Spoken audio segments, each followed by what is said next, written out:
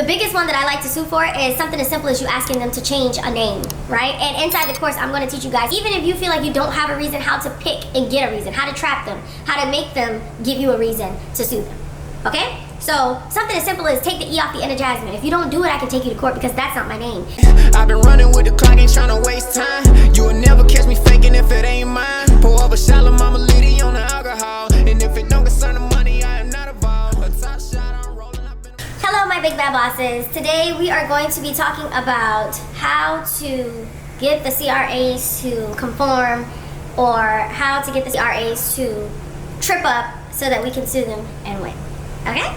Usually when you're in a dispute process and it's taking forever to get everything deleted, you're sending letters out, credit bureaus will do strange things to you like stall, auto-verify, sending you letters back saying that your information is verified and updated and nothing's gonna change, so on and so forth. They do all type of funky things. Ask you repeatedly for the same thing over and over again, just ignoring you sometimes, just a whole lot of whatever. And sometimes it can feel like a dead end, like you're never gonna get anywhere. But I'm here today to tell you that there is light at the end of the tunnel. I was having the same issues. Of course, I tell everybody about my credit journey. And at the end of it, there were a few items that there's just nothing I could do with them. Even items that weren't negative, I just wanted them off because they were killing my DTI and I was ready to buy a home. Fortunately, I was able to get those things off as well. So, with that being said, I'm just trying to tell you guys or point you guys in the right direction to be prepared so that you can sue when you are ready, okay? So these are the things that you want to have in preparation to sue. You will always, in order for you to step in that court, you have to have proof that you have tried to remedy this or you've tried to solve this issue with the company before you brought it into court. So the only way that we can do that with the credit bureaus is to document everything that you do in your process. So when you send out those letters, you need to be documenting that. When you get a response back, you need to be documenting that. When you file a claim with the CFPB, you need to be documenting that. And I know a lot of people are like, well, how do I document that process? A lot of you guys are already ahead if you are one of those people that send your disputes certified and return to sender. I tell all my followers, send your stuff certified and return to sender. Not just certified, because that's the way that most credit repair specialists tell you to do it. I'm not a credit repair specialist. I'm more of an educator or a litigator or something like that. So what I'm going to tell you is you need a certified receipt and you need a return to sender.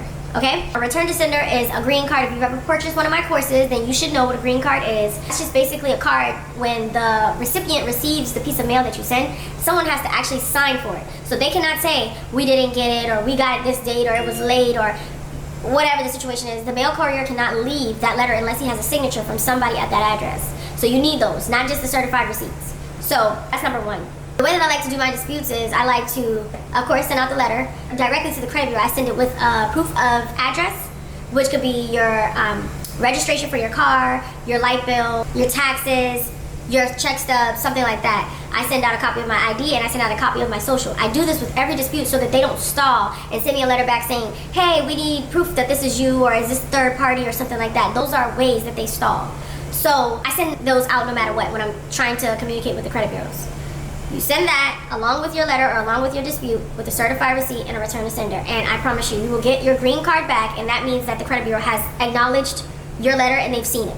During this process, when you send out that dispute, you want to keep this information. So your green card, you want to keep that green card. And that you write, you want to make a copy of that letter. When you get the return to sender back, you want to make a copy of the return to sender with the stamp on it. Just want to make sure you keep all of that because those are going to end up being your exhibits, okay, for later on in the video. And you have to do your dispute this way. If you do not do your dispute this way, it can be thrown out in court, okay? Because how can you prove otherwise that you did what you said you were going to do, right? Your CFPB complaint, when you send out a dispute, you need to be doing a CFPB complaint the same exact day. That CFPB complaint, whatever happens with that, you need to be recording and printing out whatever the results are for that, right? Every single time you send out a dispute is considered an exhibit.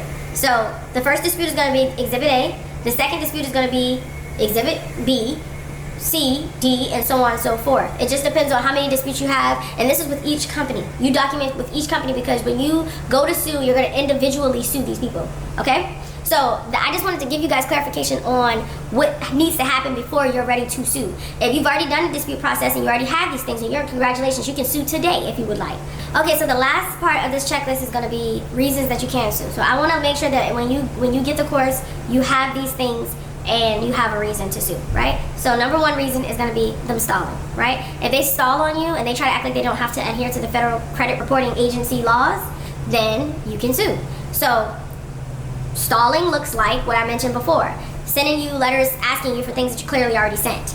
If you have proof that you already sent that stuff and they're asking you for it, that's a stall tactic. Take them to court. Secondly, if they send you something saying that your stuff is verified, it's updated and it's verified, and it's saying the exact same thing that it said before, and it's not matching the other two credit bureaus, then obviously didn't perform a proper investigation, not a thorough one, and that constitutes as unlawful.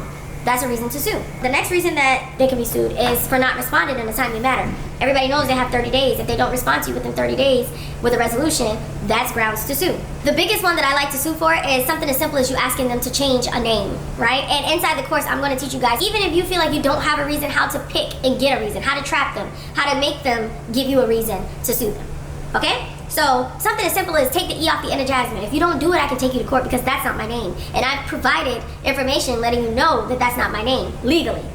That is illegal, okay? So, hey guys, I'm telling you, I went to sue for one thing and they didn't even take me to court. They didn't even want to come to court. They just simply said, what do we need to do to settle? What can we do for you to just go away? And I gave them a list. Take this off, take that off, take this off. And they took it off. Whatever I asked them to take off, they took it off. Good, bad, it doesn't matter. They just took it off. Because at this point now, I have you in the palm of my hands. I have you in a chokehold.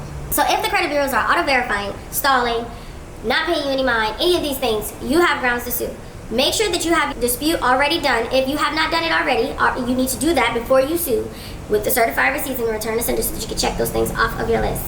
The rest of the information will be inside the course. If you want the course is going to be live. I'm going to host a live webinar on Thursday of this week, the 9th of this month at 7 p.m. I'm going to be live. That way you can talk, everybody can talk one-on-one. It'll be a live webinar, and I will be telling you exactly what steps you need to take to sue them, okay? I just needed to make sure that you guys all get this part done so that you can understand what you need to have done before you can say, I'm going to sue. I will tag a link in the description. Also, I will also post my receipts here. Hopefully I can get it here, showing you guys my results from my own situation with the credit bureaus. And yeah, we just can go from there. So I will see you guys on Thursday, teaching you guys how to sue the credit reporting agencies. And it's not hard, guys. It's very simple. It's just some words that you put on the paper, and most of the work is done for you. And guys, if you find my content helpful or useful, do not forget to like and subscribe to my channel.